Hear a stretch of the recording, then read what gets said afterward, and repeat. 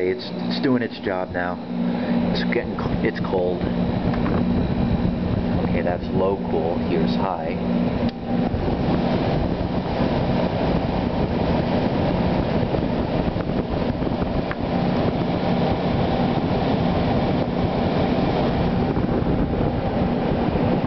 Yeah, the feathers, it took like 10-15 seconds to blow cold air. And this 89 Friedrich Challenger, it took between 38 to 42 seconds or longer. I forgot to count. So, but it's doing its job.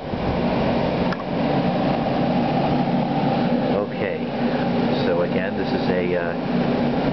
Okay, I'm gonna shut it off.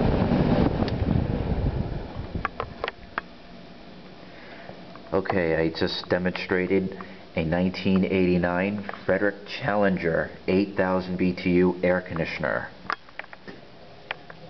Here's the refrigerant.